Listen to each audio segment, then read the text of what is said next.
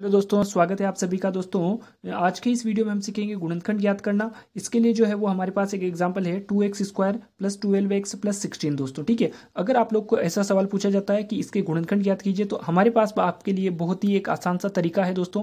तो आप लोग जो है वो आगे वीडियो में बने रहिए, उसको देखिए तो आप लोग आसानी से इसको निकालना सीख जाएंगे। तो इसके लिए दोस्तों जो मैंने एक बीच में लाइन ड्रॉ की है, इसके इस साइड पर जो है वो हम लोग को कुछ रफ वर्क करने पड़ेंगे।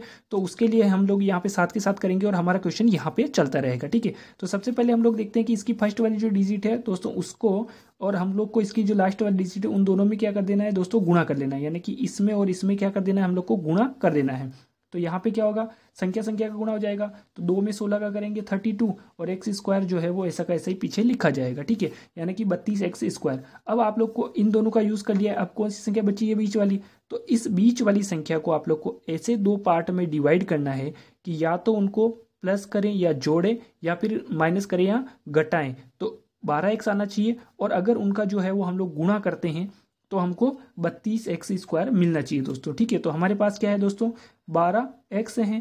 तो अब अगर आप लोग इमेजिन करें, और ये सब इमेजिनेशन का ही है, और अगर आप लोग प्रैक्टिस करते हैं तो आप लोग आसानी से बता सकते हैं कि आप लोग 12 के टुकड़े कौन कौन से कर सकते हैं। तो इसमें सबसे पहले हम लोग देखेंगे कि इसका मैं 10 × 2 कर सकता हूँ। ठीक है, उसके बाद में 8 × 4 कर सकता हूँ। ठीक है, तो 10 × 2 करने पर तो क्या आता है दोस्तों, 20 आता है। लेकिन 8 × 4 करने पर क्या आता है दोस्तों, 8 चौक 32 आता है दोस्तों। ठीक है, तो यानी कि मैं इसके 8x और 4x के रूप में दो टुकड़े कर सकता हूँ, जहाँ पे मुझे 32x² प्राप्त हो जाएगा। तो ये सारा इमेजिनेशन पे है। आप लोग जो है वो प्रैक्टिस करेंगे तो आसानी से ऐसे क्वेश्चन बनाना सीख जाएंगे। तो मैं जो है वो अब इस 12x को क्या करके लिखूंगा, 8x, और यहाँ पे निशान का भी ध्यान रखना है। तो यहाँ पे तो वैसे प्लस है तो कोई दिक्कत नहीं, अगर माइनस आता है तो उसमें आप लोग जो है वो देखना पड़ेगा आप लोग को। ठीक है, तो सबसे पहले हम लोग देखते हैं कि मैं इस 2x² को ऐसा कैसे लिखता हूँ। फिर 12x जो है वो उसको मैं दो भागों में तोड़ के लिख देता हूँ, 8x प्लस 4x। तो मैंने क्या कहा था, इसको प्लस माइनस करने पर 12x आना चाहिए, और इंटू करने पर 32x² यानी 32x² आना चाहिए।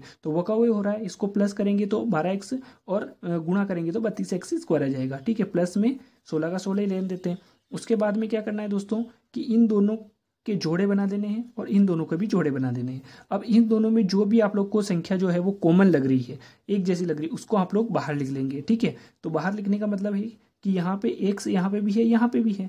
ठीक है, उसके बाद में यहाँ पे क्या है दोस्तों, 2 भी है, और इसकी टेबल में भी जो है वो क्या आता है दोस्तों, 2 आता है। ठीक है, तो अब मैं चाहूँ तो यहाँ पे मैं क्या लिख सकता हूँ दोस्तों, 2x जो है वो बाहर लिख लेता हूँ मैं, और बाकी मैं ब्रैकेट के अंदर लिख लेता हूँ।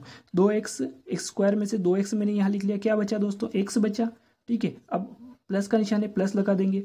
8x में से मैंने 2x बाहर लिख लिया, तो अब क्या बचा दोस्तों, 2x में हम लोग किसका गुणा करेंगे कि 8x आ जाएगा, किसका करेंगे दोस्तों, 4 का गुणा करेंगे। तो 4 मैंने अंदर लिख लिया। यानी कि ये जो संख्या थी इसको हमने थोड़ा सा चेंज करके यहाँ पे लिखा है। इसका अगर आप लोग गुणा करके वापस इसको बाहर निकालेंगे तो आप लोग को 2x² प्लस 8x मिल जाएगा दोस्तों। ठीक है, तो इसमें यहाँ पे कोई दिक्कत नहीं है। उसके बाद आगे प्लस का निशान है, हम लोग प्लस कर लेंगे। उसके बाद में इन दोनों का पेयर किया था हमने, तो इन दोनों में जो भी चीज़ कॉमन हो, अब यहाँ पे x कॉमन नहीं है दोस्तों, थोड़ा सा ध्यान रखना है। ठीक है, क्यों x कॉमन नहीं, क्योंकि x इसमें तो है लेकिन इसमें नहीं है, तो हम लोग x को तो ले ही नहीं सकते। ठीक है, उसके बाद क्या बचा, 4, और इसकी टेबल में भी क्या जो है वो 4 आता है, यानी कि 4 की टेबल में भी क्या 16 आता है। इन दोनों में कुछ रिलेशन है, तो यहाँ पे 4 का रिलेशन है कि 4 का टेबल में जो है वो 16 आता है। तो इन दोनों में कॉमन क्या निकला दोस्तों, 4। तो 4 को मैंने कॉमन ले लिया। अब यहाँ पे 4x में से 4 मैंने यहाँ लिख लिया, तो क्या बचा दोस्तों, x बचा।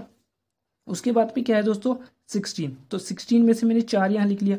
तो इसमें किसका गुणा करेंगे कि 16 आ जाए, तो 4 का ही करेंगे। तो यहाँ पे मैंने लिख लिया। उसके बाद में आगे हम लोग देखेंगे कि ये और ये वाला दोनों क्या है दोस्तों, सेम है। उसके बाद में एक ये बचा, तो इसको मैं पहले लिख लेता हूँ 2x प्लस 4। तो ये हमारा एक गुणनखंड हो गया। उसके बाद में इन दोनों में से भी हम लोग क्या करेंगे, कॉमन निकाल लेंगे, x प्लस 4। तो ये दोनों जो है वो दोस्तों हमारे क्या हो गए, आंसर हो गए। ठीक है, और ये दोनों जो है वो इसके क्या है दोस्तों, गुणनखंड है। ठीक है, तो जो है वो इस तरीके से आप लोग आसानी से ये सवाल हल कर सकते हैं। आइए एक बार मैं आप लोग को फिर से एक्सप्लेन कर देता हूँ। सबसे पहले क्या किया हमने, फर्स्ट वाले और लास्ट वाले डिजिट का गुणा किया, जो आंसर आया उसको हमने बीच वाली से मैच किया, और उसके इस तरीके से हमने दो टुकड़े किए कि उसका गुणा करने पर वो आंसर आए, और अगर प्लस माइनस करने पर हमारी जो मेन संख्या है वो आ जाए। ठीक है, तो यहाँ पे 12 थे, तो हमने उसके 8x और 4x दो गुणे किए, दो गुणनखंड किए या दो टुकड़े किए कि इनके गुणे करने पर 32x² और इनको जोड़ने पर 12x आ जाए। ठीक है दोस्तों। फिर जो हमने दो दो के पेयर बनाए और एक पेयर में से जो भी चीज़ कॉमन थी उसको हमने बाहर लिखा, बाकी चीज़ को ब्रैकेट के अंदर लिखा। ठीक है, और फिर इन ब्रैकेट्स में भी हमने देखा कि दो ब्रैकेट्स एक जैसे थे, यानी कि उनको हमने कॉमन लिया और उनमें से हमने एक लिख लिया और बाकी जो बचे थे उनका भी हमने एक ब्रैकेट बना लिया। तो ये दोनों जो चीज़ें हैं ये हमारे गुणनखंड है। इस गुणनखंड का आंसर कैसे पूछा जाता है, तो आप लोग को ऑप्शन में जो है वो एक गुणनखंड दे दिया जाता है, फिर आपसे दूसरा गुणनखंड भी पूछा जा सकता है दोस्तों। ठीक है, और इन दोनों का आपस में गुणा करने पर आपको ये समीकरण प्राप्त हो जाती है। यही इसको चेक करने का तरीका होता है। तो दोस्तों आज के इस वीडियो में इतना ही, मिलते हैं नेक्स्ट वीडियो में।